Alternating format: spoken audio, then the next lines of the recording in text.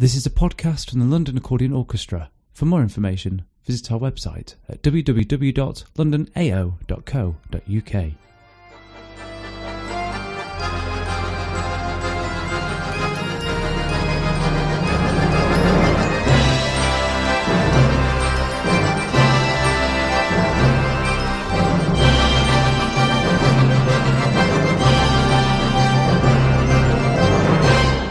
Hello, I'm Sam Cullen, Principal Bass Player for LAO.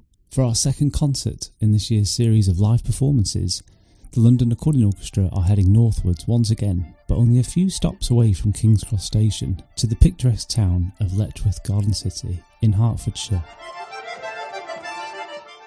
So in this episode, I will discuss the Letchworth Settlement's recent history of art and music making with our guest and member of the London Accordion Orchestra, Derek Blythe. I want to also mention the programme of music that the orchestra will be performing at the town's very own Broadway Theatre on Saturday the 2nd of July for a 3 p.m. concert.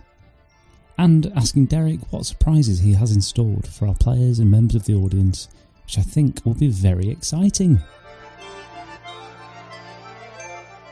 Derek, thank you for being on this podcast episode. You've been a member of the orchestra for coming up to 7.5 years now, and your background was a music teacher as well as a key lecturer in which you specialise in Wagner's operas.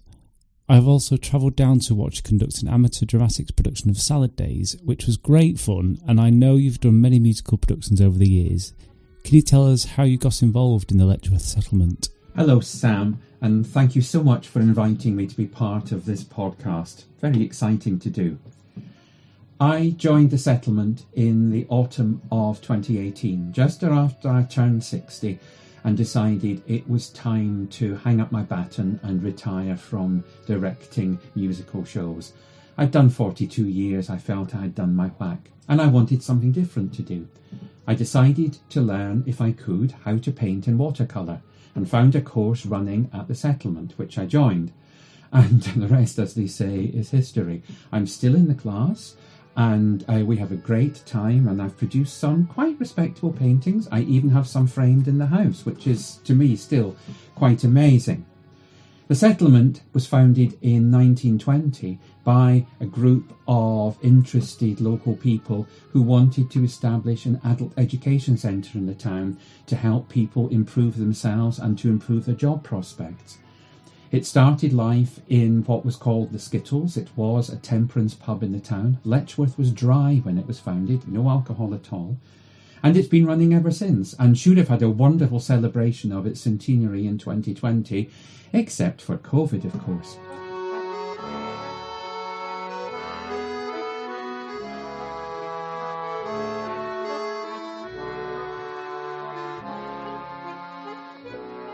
I like the slogan, Meet, Learn, Create, on the front page of the Letchworth Settlement's brochure. It sounds very inclusive and engaging for everyone to come along to participate and be part of a social group, much like the principles of our orchestra. What other concerts have you and the committee provided?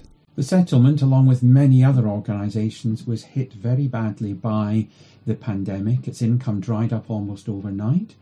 And so we had to find other ways of doing things. And like, again, many other organisations, we moved online. Along with our sister organisation, the Letchworth Arts and Leisure Guild, which I'm also involved with, we organised a series of online concerts. A group called Making Music helped us find young artists. And it became a symbiotic experience because we were providing our people with something once a month online that was of really good quality, interesting and just that bit different. But we were also supplying some much needed work and some funds at least for young artists who were otherwise really struggling at the time.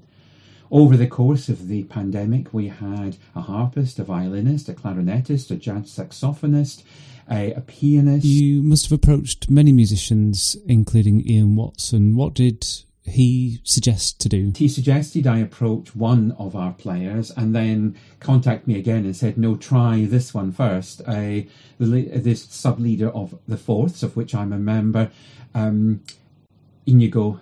And he, of course, said yes and did us a recital online showing the amazing things accordions can do, the range of sounds, the range of styles. I gather that we will be the first accordion orchestra to play at the Broadway Theatre. What might, firstly, as players, do you think we will expect in such a unique and special theatre? And secondly, what the local audience might expect of our orchestra performing to them for possibly the first time? The Broadway is the most beautiful Art Deco cinema and has been running almost continuously since it was built in the 1930s. In about 2015 or thereabouts, they converted their main cinema so that it could be used as a theatre as well. Of course, not particularly well timed because it didn't have a great deal of life before lockdown. It's an amazing space to perform in. The acoustics are fantastic. The audience is very raked so everybody can see and hear very well. And it's going to be, I think, quite a different experience for the London Accordion Orchestra, playing somewhere we've never been before, to an audience who probably haven't heard an accordion orchestra, or very few of them. And it's going to be, I think, what they call an eye-opener for the audience, just to hear what an accordion orchestra can do. You know, the idea that it sort of plays in a German beer garden and plays Oompa is really not very accurate. We've got an amazing repertoire.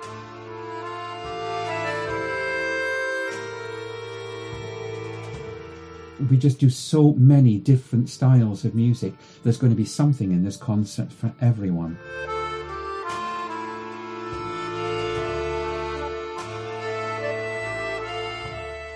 The orchestra are really looking forward to our visit, and in preparation we are back to our rehearsal venue in London to run through the music which we are playing for the afternoon concert on Saturday the 2nd of July at the beautiful Art Deco Broadway Theatre in Letchworth. The programme will take the listener through a mix of emotions, from an arrangement of Fauré's Pavane, like we just heard, to the classic accordion orchestra composer Adolf Gotz, to more recent pieces by our musical director Ian Watson, including Peace. Peace was the first GAPA release at the start of the pandemic, where players from LAO and across the globe came together to record a video which is available to see on our YouTube channel, as well as the return of One More Dance by saxophonist and composer Christian Forshaw, who wrote the piece for LAO as a dedication to one of our players, James Mullally, who sadly passed away in 2017.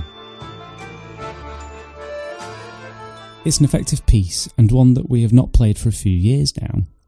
But to set the tone of the concert off, I'd like to play a clip of Adolf Gotz's piece Intercity, taken from a recent concert the orchestra performed and recorded to a sell-out auditorium, and their first return to playing music together for over 2 years.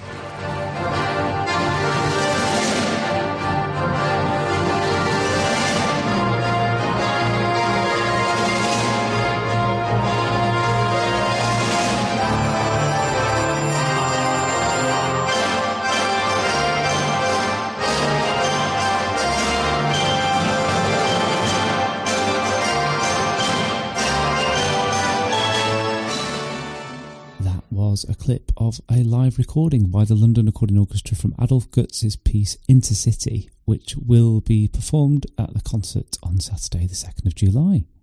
Coming to the third and final section of the episode, Derek, you have mentioned recently that you have a surprise in store for us at the concert. It is now time to tell us about it so that we can look forward to your new masterpiece. Please can you share with us what you have been preparing for many weeks now for the concert? The orchestra is giving this concert to help raise funds for the settlement. It's very, very generous of them. And I wanted to give something back to the orchestra on behalf of the people of Letchworth. So I decided to organise a raffle, and the proceeds of the raffle will go directly to the orchestra. I asked around in local businesses for donations, and I have several exciting prizes, but then I thought, well, Derek, lead by example.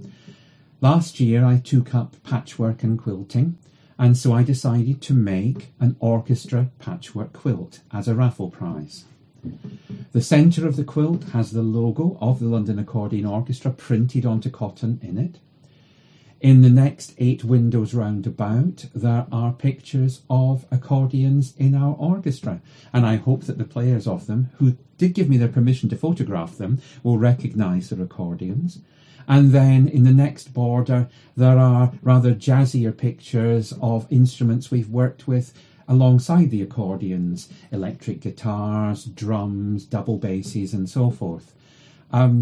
I have to say I'm quite proud of what I've done. I think it's a lovely quilt and it's very colourful, and I hope whoever wins it will appreciate it. It's entirely handmade, except for the quilting, which I had done professionally. I'm not too good at that yet. And it's going to be, I hope, an exciting prize. Wow, I cannot wait to see it in person, and hopefully we will have a picture to share on our social media pages to inspire other accordion ensembles across the world to follow suit.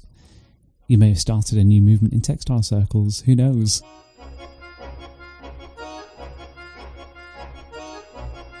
Thank you very much for joining me in the podcast, and until next time, it's goodbye from us.